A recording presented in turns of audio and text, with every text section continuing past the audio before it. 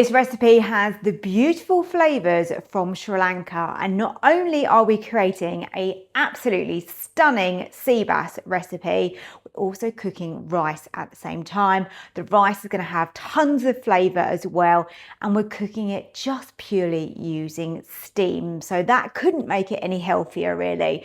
But bags of flavour, it's literally bursting with spices, this one. So really tasty. I hope you enjoy it. I hope you really love it. Give it a try. Let me know what you think in the comments. Don't forget to hit the like button for me, and then if you are new over here on YouTube, then please do subscribe to this channel as well. It really does help me so much. It's free to do so. You just got to click on that subscribe button down below.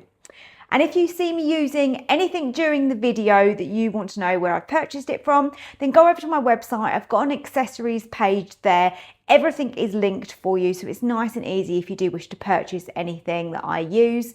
So the website is www.susannaskitchen.uk, and my other cookbooks are available over there as well, plus my recipe subscription. So I'm going to go and make up my lovely spice mix and my marinade now and get started with this sea bass. Today's recipe is absolutely gorgeous. This is my Sri Lankan style sea bass, and this is going to be steamed with some Sri Lankan, that was a mouthful, wasn't it? Sri Lankan style rice. It's like a yellow rice. I believe that's what they call it.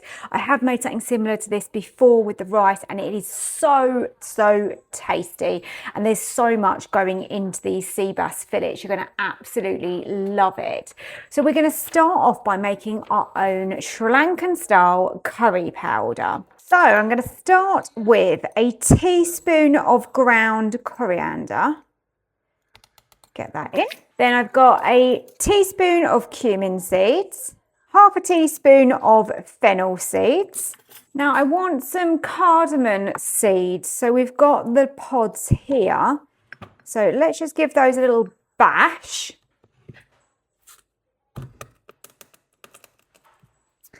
And then we should be able to get in there and take out the seeds. There you go. So remove that little skin, like the little shell. There's just the seed part that you want. I don't know if you can actually buy them in the supermarkets, actually just the seeds. You might be able to, but I always have the little pods. Doesn't really take too long to do this. And we only want like a quarter of a teaspoon.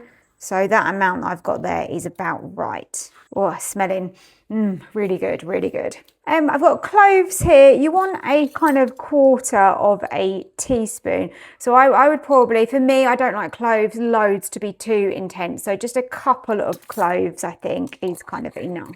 So now we've got ground cinnamon. I just want like an eighth of a teaspoon and another eighth of a teaspoon of some dried chilies. And then that makes your curry powder. All you got to do now is give this a little grind together. And then that is our curry powder made. And it smells absolutely incredible. Now, if you're somebody that doesn't have all of those ingredients, you don't cook from scratch a lot, then of course, I'm sure in the supermarkets now, you can go and get yourself a curry powder to your liking and use that instead. But this is going to give you the ultimate flavour. I'm going to tip this into the Ninja now, and we're just going to toast off the spices. So nothing else in there, no oil, just a dry pot. You're going to smell how fragrant this becomes. You can do this before or after if you want to leave things whole, but a lot of mine were not whole spices. So for example, my coriander wasn't seeds, it was a powder. And therefore I've done mine this way. If you've got all whole spices, then maybe you might like to do yours as whole spices first. What we're doing is just heating this through, toasting it off, and then we can save that and use some of this in our marinade. And that is the next stage, is to marinate our sea bass. This just is literally going to take a minute or two. And keep a very close eye on it because obviously you don't want to burn it. Okay, so let's get our nice spice. So this is cooled down now. Let's just scrape that all out. So I just put it back in there to cool down just for a moment. And now we're going to make our marinade in here.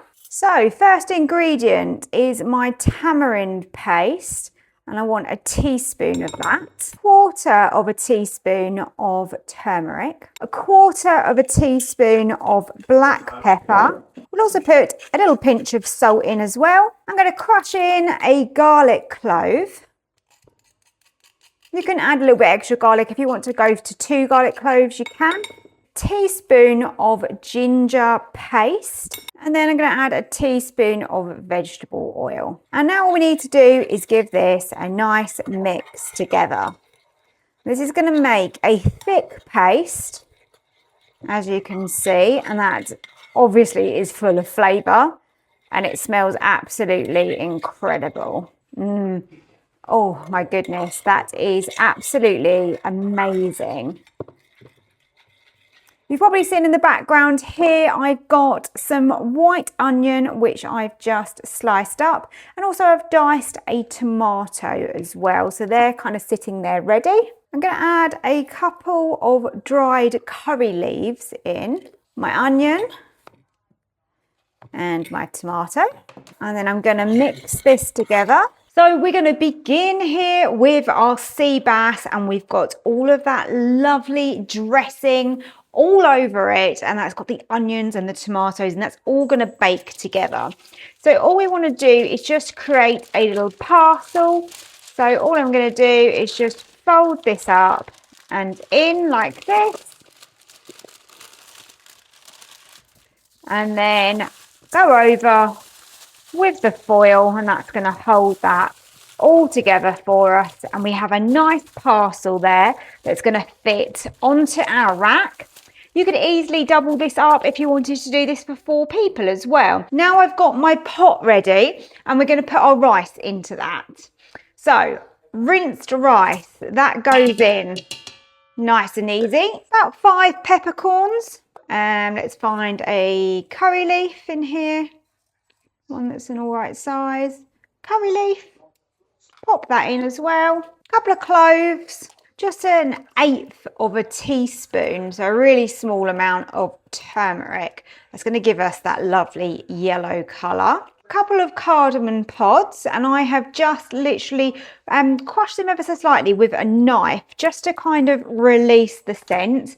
And I've done the same with a garlic clove. I've just kind of pushed that down with the back of a knife as well. And then you can either use a fresh piece of ginger in here. I've just got some ginger paste, so about 1/2 teaspoon. And then about 10 grams of butter. And now we just need to add our liquid. So I've got 200 millilitres of the coconut milk, and I've used a full fat one. And then we've also got 200 millilitres of just hot water that's gone in there.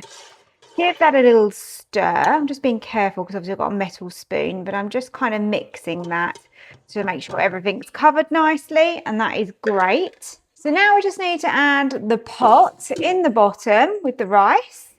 A little bit of rice on the side there, just push that in. And then on my rack, I'm simply going to sit my fish, and I'm just going to put that over the top like this. And we're actually going to be using the Ninja steam function for this, and it works really, really well. So you close the lid. You don't have to worry about the pressure valve. This is only for pressure cooking, so it doesn't matter what position that's in for this recipe. So we just go over to steam, and there's no temperature on this. It's purely just steam, and we want 15 minutes. When it shows pre, that's just the build up of the steam inside the pot, and then it will do our countdown after that. Okay, steam time has finished, so let's open this up and have a look. I'm gonna lift out my rack containing the fish, and look at that beautiful rice that we've got underneath. That looks absolutely incredible. Let's bring in our parcel of fish, and let's open this up and have a little look inside as well. Okay, so the foil on the outside, wow.